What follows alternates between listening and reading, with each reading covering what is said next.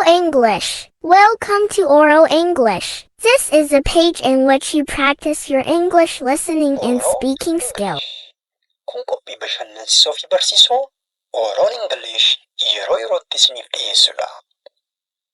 Yeroo itti dandeettii dubbachuu fi dhaga'uu afaan Ingiliffaa keenyaa itti of ilaallu akkasumas bifa salphaa fi baacoo ta'een itti barannudha.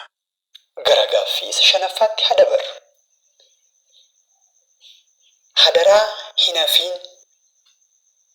Hadaraa hin hafiin jechuu yoo barbaanne afaan Ingiliffaatiin akkamitti dubbannaa yookiis akkamitti himnaa?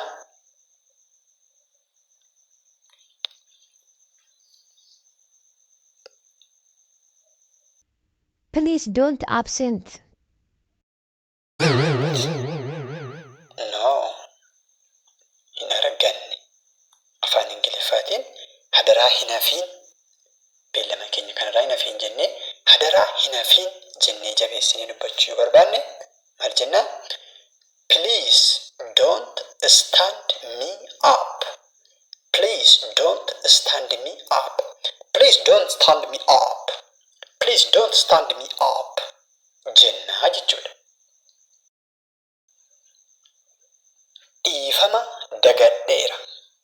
Dhiifama dagadheera yookiis irraanfadheera jechuu yoo barbaanne afaan Ingiliffaatiin maal jennaa?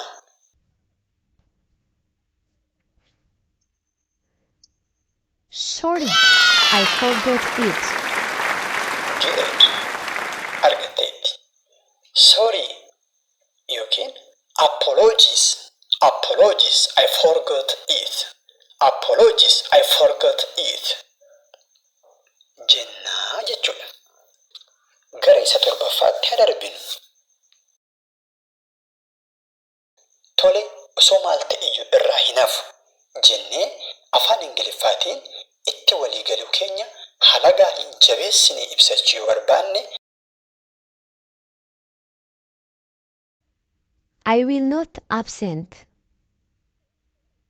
hin arganne. Maal jennaa? Namni yaadu jira akka biraan? Good. Itti walii galuu keenya osoo maal ta'eyyuu irraa hin hafu. Osoo maal ta'eyyuu irraa hin hafu jechuu yoo barbaanne I will not miss it for the world. I will not miss it for the world. I will not miss it for the world. I will not miss it for the world. Jennaa jechuudha.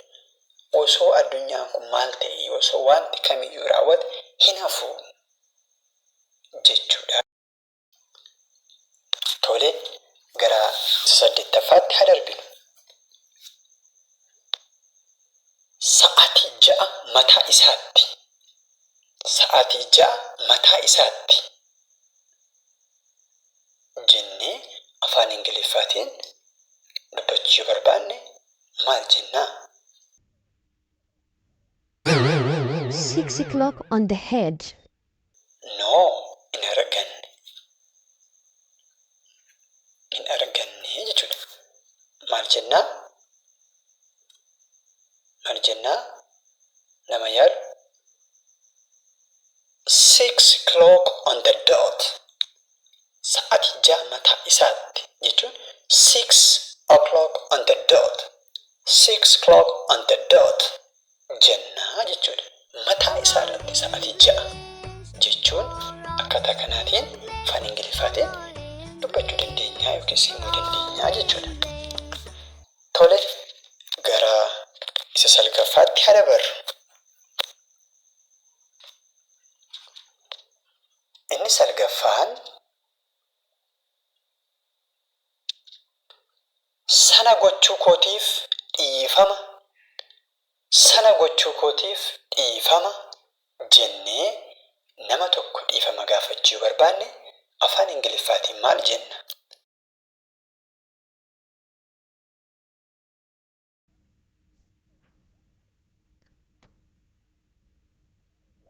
Sorry to work that. No, ammas hin arganne.